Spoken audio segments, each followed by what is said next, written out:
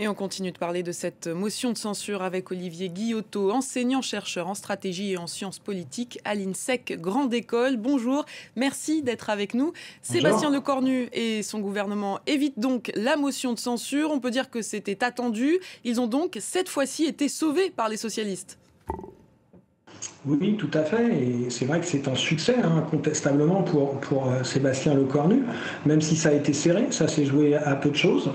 Mais c'est vrai qu'on pouvait craindre un décalage, finalement, entre les annonces et les consignes de certains et le vote réel.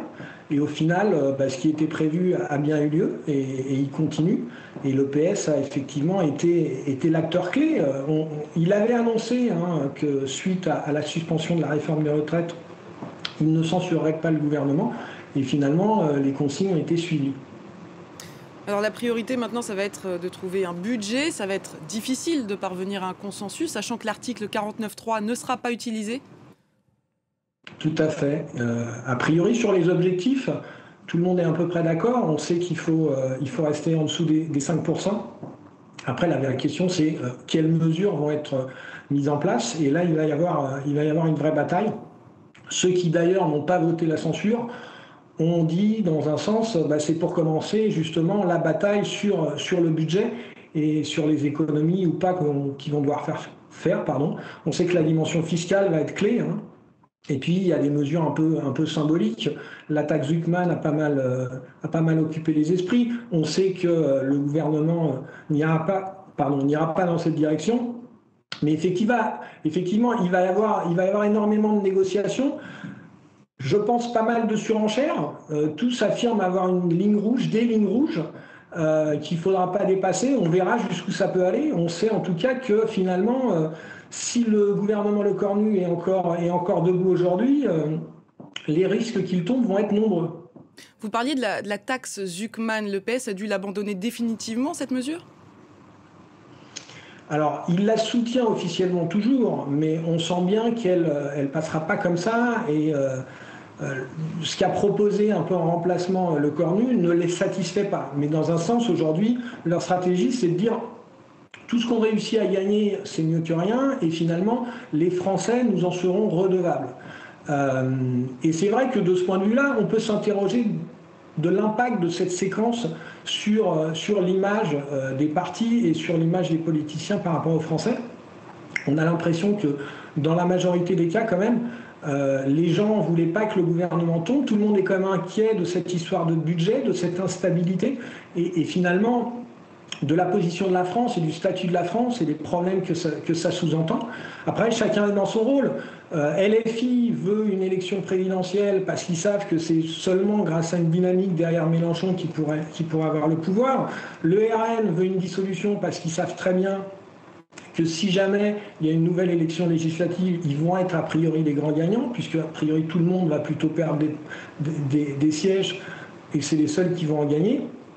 Et puis finalement, les socialistes et le LR, et comme les macronistes, ils savent pertinemment qu'aujourd'hui, s'il y avait une élection, ils risquent de perdre des sièges et qu'ils seraient plutôt affaiblis.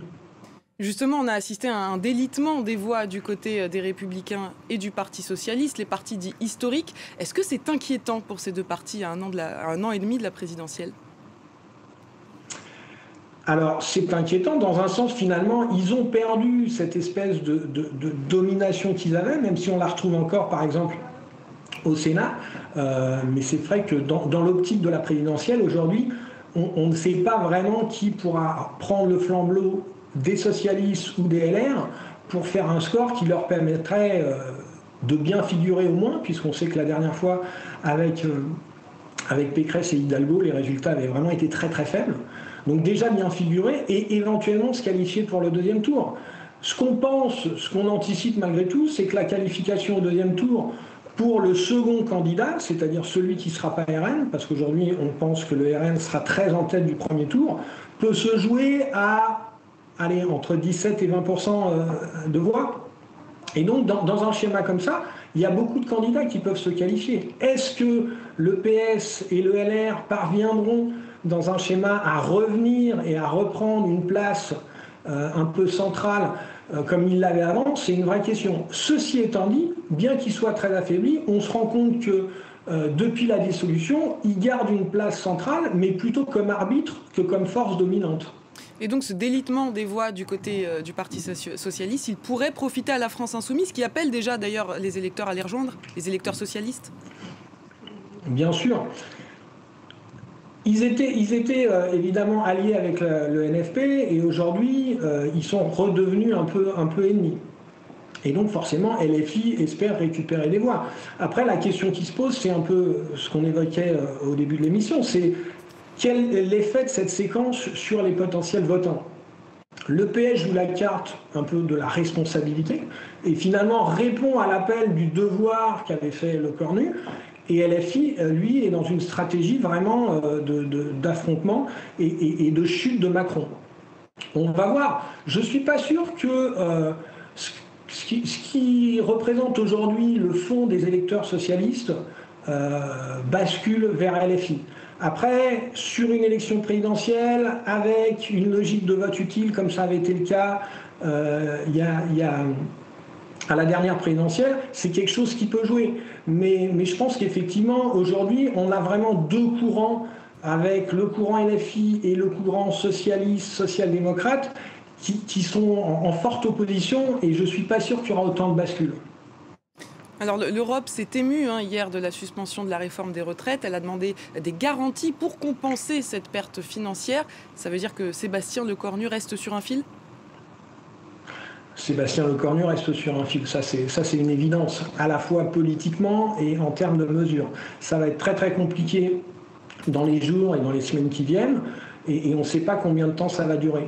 Ce qui est sûr, c'est que par rapport, si on regarde qu'il a démissionné il y a quelques jours, il a été renommé il y a quelques jours, et son futur était vraiment en suspens, il a gagné une première étape. Mais ça reste vraiment très très très fragile. Et tout peut arriver, et on va voir ce que ça va donner, mais c'est compliqué de voir quand même comment dire, ce schéma fonctionner sur le très très long terme. Jusqu'au budget, en tout cas, on peut penser que ça peut passer, parce que tout le monde quand même aimerait donner un budget au pays, mais au-delà du budget, il y a quand même une question de quelle politique nommer, quelles mesures prendre, et là, ça va devenir plus compliqué. Merci beaucoup, Olivier Guillotot, d'avoir répondu à nos questions. Merci à vous.